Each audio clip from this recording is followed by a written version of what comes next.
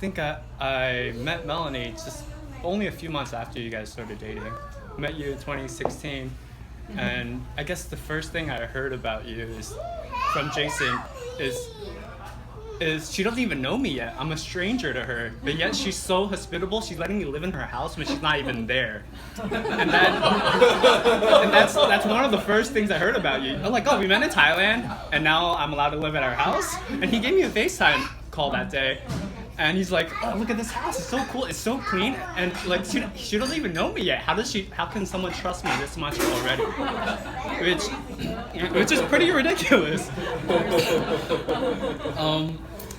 And just a few months later, you're allowing me to visit too, when you guys are just boyfriend, not even boyfriend, girlfriend at the time. You guys weren't official at all yet. I was thinking earlier this afternoon, like what experiences we've had together. So we've had the Euro trip, where you let me live in your house, being extremely hospitable. I'm trying to keep my train of thought going. Thank you. Yeah, our trip in Europe, we went to go see Switzerland, and then we went to a music festival in Croatia, and then Budapest and Prague. But I remember this one moment, and throughout this Euro trip, we were riding buses the whole time. From Switzerland to Croatia, we rode on a 21-hour bus ride because Jason and I were both broke. and Melanie is a true trooper. We rode buses everywhere, flex bus. I remember one time from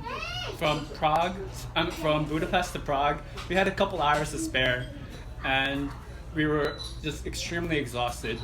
We were laying in the train station on a couple towels.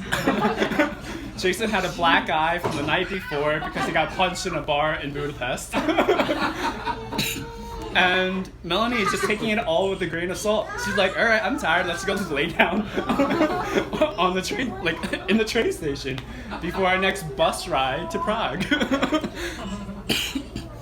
And then another really impressive moment in our time with Melanie, she's come to New York so many Christmases to spend time with our family and become a true part of our family. I specifically recall Christmas right before COVID, where we all made the trip out here to try to spend time as family, and parents, as usual, want us to help around the house, right? So Jason, Melanie, and I, instead of baking cookies or opening gifts or going shopping on Christmas morning, we are spending a whole day at Tappan Town, raking leaves and breaking wood chips. We rented a car to push the wood chips away. And that just shows how much of a trooper Melanie is and how much of a part of the family she is. I specifically recall her saying, oh, it's just exercise, with a smile on her face.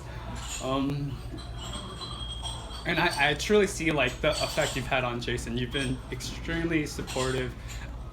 Every time I see you two, I'm just thinking about how Jason was in the past in high school, because he's the last one with me and him in the house when Johnson and Joan were in college already, and he's always been like really introspective into himself. He might have a lot of friends around him, but he has a lot of thoughts, and you really opened his shell up where he can express his emotions. You've helped him grow tremendously, where you've empowered him to love upon others more. You've given him the support where he can explore his passions freely, and now you guys can enjoy that by traveling together all the time and sharing that love and joy, where Johnson can live vicariously through you. And I just love to see your journey together, and I'm so grateful that you've set up this dinner, and I'm just so grateful that my wife and I were able to fly out to join you on this occasion. Thank you for flying out, guys. Yeah, of course. Jason is known for always being there for the big moments and whenever we need him. So we're just grateful that we can be here for one of yours. And this is just a night to remember. The whole family is together with all the in-laws. It's a mark in history. Can we drink to that?